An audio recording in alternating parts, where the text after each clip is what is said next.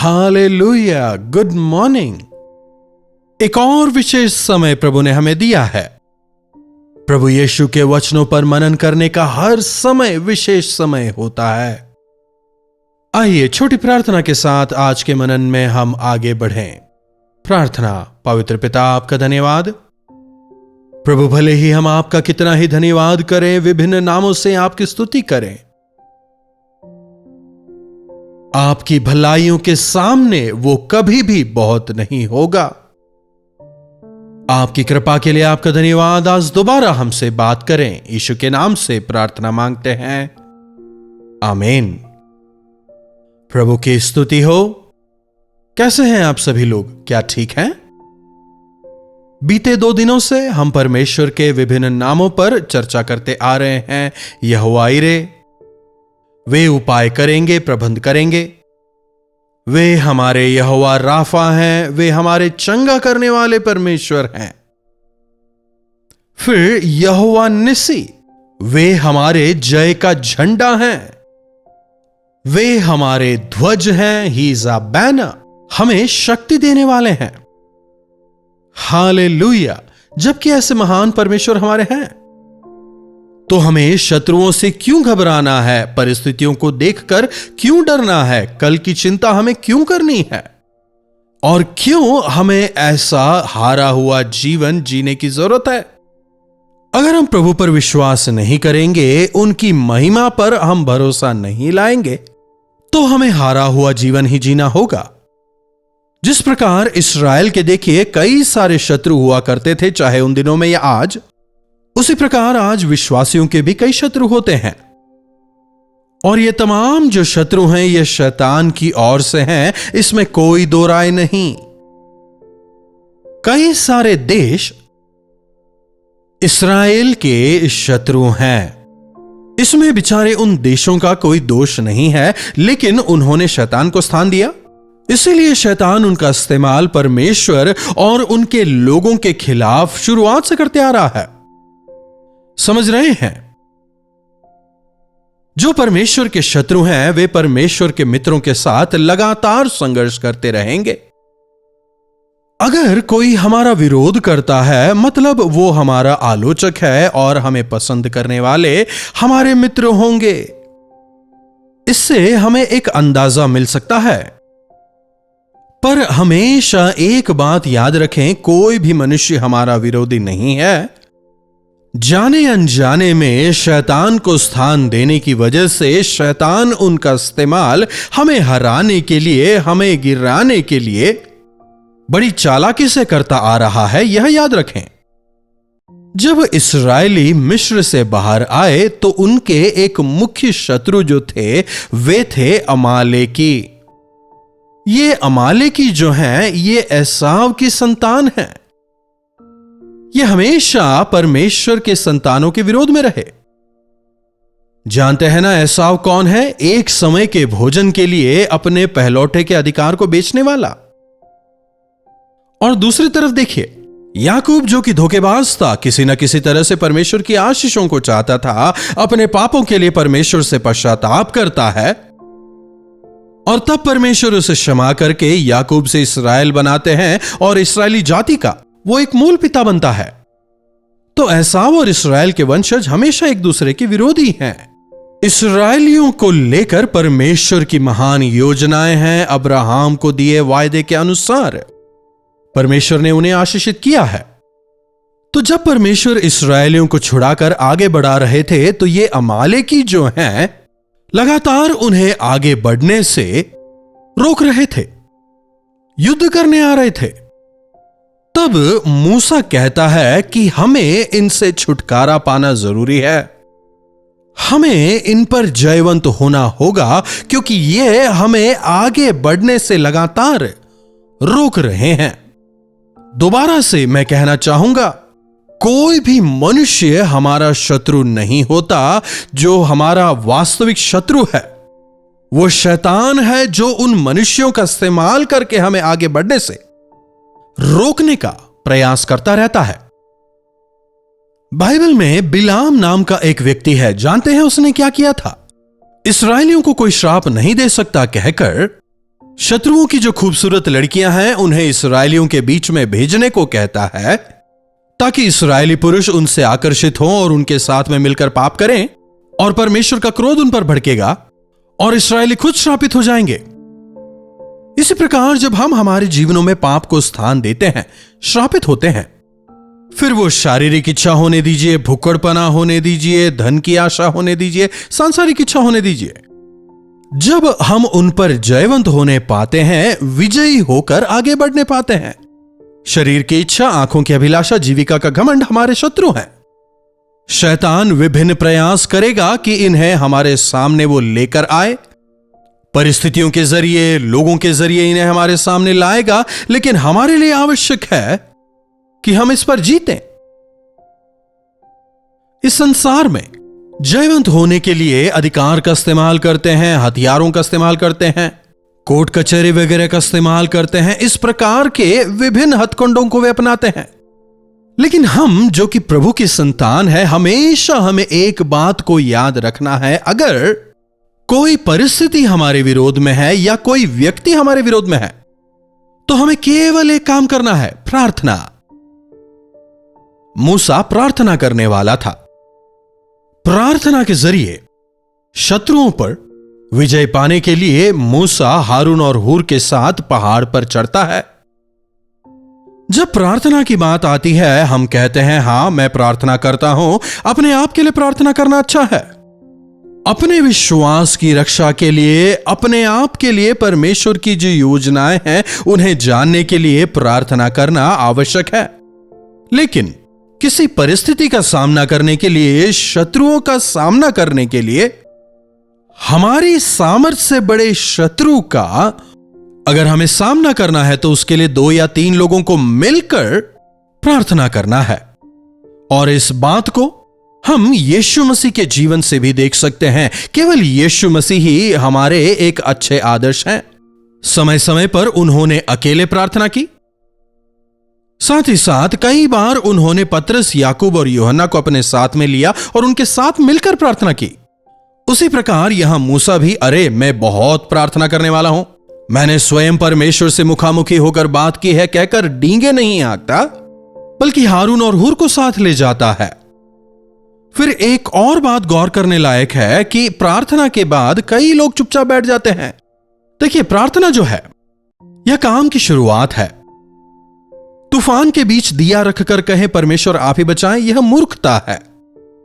हमें प्रार्थना करना है और प्रार्थना के साथ साथ शत्रुओं का सामना भी करना है, युद्ध करना है। पुराने नियम में युद्ध का मतलब वास्तव में युद्ध ही था, तलवार भालों से युद्ध। लेकिन युद्ध में जयवंत होने के लिए प्रार्थना की सामर्थ्य चाहिए। तो यहां मूसा यहोशुआ से कहता है, तू अपने साथ में युद्ध करने वाले वीरों को ले जा और अमालेकियों से युद्ध कर, और मैं यहां हूर और हारून के साथ में मिलकर पहाड़ चढ़कर प्रार्थना करूंगा। एक तरफ प्रार्थना और दूसरी तरफ युद्ध। और बाइबल में हम देखते हैं मूसा ने दोनों हाथों को उठाकर प्रार्थना किया। क्या आप में हाथ उठाकर प्रार्थना करने की आदत है? जब हम हाथ उठाकर प्रार्थना करते हैं और अधिक एकाग्रचित्त होकर प्रार्थना कर सकते हैं। हाथ उठाकर प्रार्थना करने का मतलब, प्रभु मैंने समर्पित कर दिया है, मैं पूरी तरह आपके हाथों में सौंपता हूं। हैंड्स अप मतलब समर्पण कर दिया है, मुझसे नहीं हो सकता, मैं निसहाय हूं, यह केवल आप ही से संभव है, कहते हुए हम पूरी तरह से प्रभु के हाथों में सौंपते हैं। बाइबल हमें बताता है कि हमें अपने पवित्र हाथों को उठाकर प्रार्थना करना है। कितनी देर हम हाथों को उठाकर प्रार्थना कर सकते हैं? हमारे उपवास की प्रार्थना के दौरान जब हम लोगों से कहते हैं कि हाथ उठाकर प्रार्थना करो, तो 10-15 मिनट में लोगों के हाथ दुखने शुरू हो जाते हैं। फिर हम कहते हैं कि हम मिलकर घुटनों पर प्रार्थना करेंगे। जी हां, जब आप घुटनों पर प्रार्थना करते हैं तो आपके शत्रु जो हैं थरथराने लगते हैं। बैठकर, लेटकर, सोफे पे आराम से बैठकर प्रार्थना करना बंद कर दें। यू ईदर स्टैंड और नील डाउन और लिफ्ट योर हैंड्स। या तो आप खड़े होकर प्रार्थना करें, या घुटनों पर प्रार्थना करें, या हाथ उठाकर प्रार्थना करें। मूसा हाथ उठाकर प्रार्थना कर रहा है। थोड़ी देर बाद जब उसके हाथ दर्द करने लगे और जब वे नीचे आने लगे, वहां अमालेकी विजयी होने लगे। जब तक उसके हाथ ऊंचे रहते हैं, अमालेकी हारने लगते हैं। हमारा युद्ध लहू और मांस से नहीं, बल्कि अंधकार की ताकतों और दुष्टात्माओं के समूहों से है। इसलिए हर प्रकार से हर समय प्रार्थना करो। परमेश्वर का वचन हमें बताता है। हारून और हूर ने यह देखा। मूसा के लिए एक पत्थर लाते हैं। कुर्सी नहीं थी। उस पत्थर पर मूसा को बिठाते हैं और यह जो प्रार्थना थी, यह सुबह से लेकर शाम तक उन्होंने प्रार्थना की। और जब वो थकने लगा तो उसे पत्थर के ऊपर उन्होंने बिठाया और उसके हाथों को सहारा दिया। देखिएगा, निर्गमन की पुस्तक उसका 17वां अध्याय 10वीं आयत से पढ़ना चाहूंगा। और मूसा की इस आज्ञा के अनुसार यहोशू अमालेकियों से लड़ने लगा और मूसा और हारून और हूर पहाड़ी की चोटी पर चढ़ गए। और जब तक मूसा अपने हाथ को उठाए रखता, इस्राएली प्रबल होते, और जब जब वह अपना हाथ नीचे करता, तब तब अमालेकी प्रबल होते थे। और जब मूसा के हाथ थकने लगे, तब उन्होंने एक पत्थर लेकर मूसा के नीचे रख दिया और उस पर वो बैठ गया। और हारून और हूर एक एक अलंग में उसके हाथों को संभाले रहे और सूर्यास्त तक मूसा के हाथ स्थिर रहे। और यहोशू ने अनुचरों समेत अमालेकियों को तलवार के बल से हरा दिया। यहोशू ने अमालेकियों को हरा दिया। हालेलुया। एक पत्थर लाते हैं, मूसा को बिठाते हैं और एक तरफ हारून और दूसरी तरफ हूर, दोनों मिलकर मूसा के हाथों को सपोर्ट देते हैं। और शाम तक मूसा प्रार्थना करता रहता है। और यहोशुआ और उसके जो अनुचर हैं, सभी मिलकर अमालेकियों को हरा देते हैं, उनके राजा को मार देते हैं, वे जीत जाते हैं। हालेलुया। कई बार हमारे जीवनों में थोड़े से जय का आभास होते ही लगने लगता है कि हम जीत गए। प्रजा पर जय पाना बड़ी बात नहीं, राजा को हराना आवश्यक है। समझ रहे हैं? युद्ध वगैरह के दौरान देखिए, युद्ध में वे किसे टारगेट करते हैं? जो की मैन होता है, उस पर जयवंत होना है। अगर उसे कब्जे में ले लिया तो पूरा युद्ध जीत ही लिया।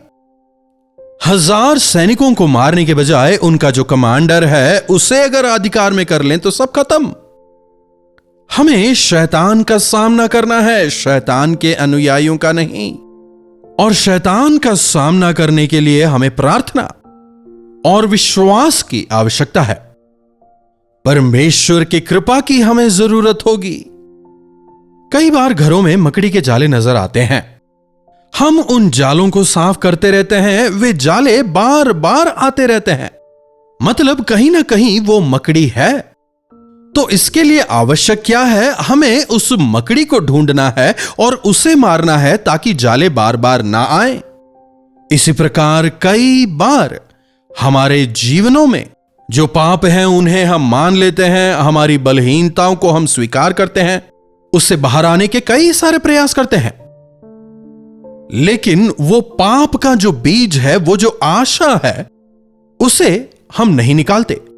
और इसलिए परमेश्वर का वचन हमसे कहता है, हमें चेतावनी देता है कि तुम सावधान रहो कि कहीं तुम्हारे अंदर एसाव के जैसा कड़वा बीज कहीं पैदा ना हो जाए। अगर जड़ को नहीं निकालेंगे और केवल डालियों को काटेंगे तो दोबारा से वो उगने लगेगा। इसी प्रकार अपने जीवनों में जब आप किसी पाप में पड़ जाते हैं, किसी बीमारी तकलीफ में पड़ जाते हैं, जब जीवन में हार जाते हैं, प्रभु इससे मुझे बचाएं, इससे मुझे बाहर निकालें, यह काफी नहीं, बल्कि वो वास्तविक जड़ क्या है, वो कौन सी चीज है जो मुझे बार बार हरा रही है। हृदय की गहराई में पड़े उस पाप के बीज को जानना जरूरी है।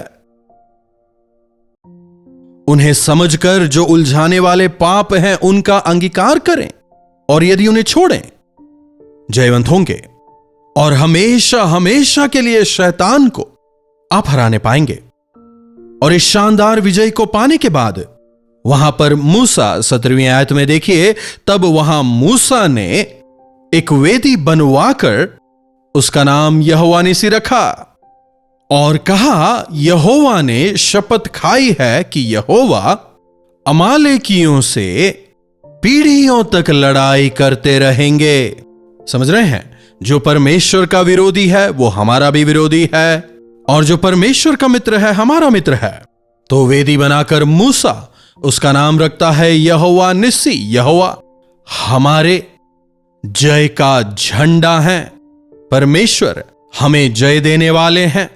युद्ध यहोवा का है। हालेलुया।